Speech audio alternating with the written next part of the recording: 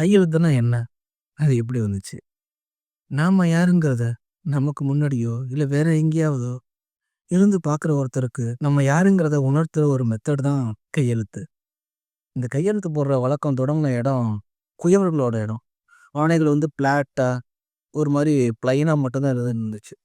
ஒரு பானைய செஞ்சதுக்கப்புறம், அதுல வந்துட்டு தன்னோட முத்திரைய வந்து பதிச்சாங்க. இந்த முத்திரை இருந்தா இவர் வந்து இந்த பானைய செஞ்சது அப்படின்னு. ஓவியர்கள் இடையில வந்துட்டு இந்த முத்திரைய வந்து மறைக்க ஆரம்பிச்சாங்க. இந்த முத்திரைய வந்து ஈஸியா கண்டுபிடிக்க முடியாது அப்படிங்கிற ஒரு கால்குலேஷன். இப்போ வரைக்கும் அந்த முத்திரை பதிக்கிற வழக்கம் வந்து கடைப்பிடிச்சுட்டே தான் இருக்காங்க. பாத்திரம் செய்றவங்களா இருக்கட்டும், தங்க நகைகள் செய்றவங்களா இருக்கட்டும், நகைகள்லாம் செஞ்சதுக்கப்புறம் அதில வந்து அவங்க முத்திரைய வச்சிருப்பாங்க. அந்த முத்திரைய பார்த்ததுக்கப்புறம் இது எந்த கொள்ளர்ட்டேருந்து வந்தது, அப்புறமேலு இது எந்த கடையிலேருந்து வாங்குனது அப்படிங்கிற ஒரு இன்ஃபர்மேஷன் நம்மளுக்கு கிடைக்கும். பண்டைய காலங்கள்ல வந்து அரசர்களும் அந்த முத்திரை பதிக்கிறத ஃபாலோ பண்ண ஆரம்பிச்சாங்க. அத அஃபிஷியல் ஆக்குனாங்க. ஒரு அரசர் ஒரு தகவல் அனுப்புறாங்க அப்படிங்கிற பட்சத்தில, அதில வந்து அவங்க ஒரு முத்திரை பதிச்ச ஒரு பொருள், மோதிரங்கள் இல்லாட்டி ஏதாவது ஒரு பொருள குடுத்து அனுப்பிட்டு இருந்தாங்க. அந்த பொருள் அந்த பொருள் வந்து ஒரு அஃபிஷியல் அக்னாலெட்ஜ்மென்ட் அப்படிங்கிற பட்சத்தில அது காலப்போக்குல எப்படி ஆச்சுன்னா, அந்த முத்திரை மோதிரம் எப்பயுமே கையிலேயே தான் இந்த கடிதம் எழுதி முடிச்சதுக்கப்புறம், அது கீழ வந்து அரக்கு வச்சு, அதுக்கு மேல அந்த முத்திரை மோதிரத்த ஒரு பதிப்பாங்க. பதிச்சதுக்கப்புறம் அந்த முத்திரை மோதிரத்தில இருக்க அச்சு அந்த அரக்குல விழுந்துரும். அது வந்து ஒரு முத்திரை அப்படின்னு சொல்லிட்டு அத கடைப்பற்ற ஆரம்பிச்சாங்க.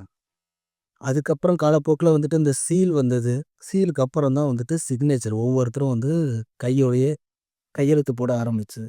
முக்கியமான இன்ஃபர்மேஷன் என்னன்னா, கையெழுத்துங்கிறது வந்து எழுத்துக்களால மட்டும் தான் இருக்கணும் அப்படிங்கிற எந்த அவசியமுமே கிடையாது.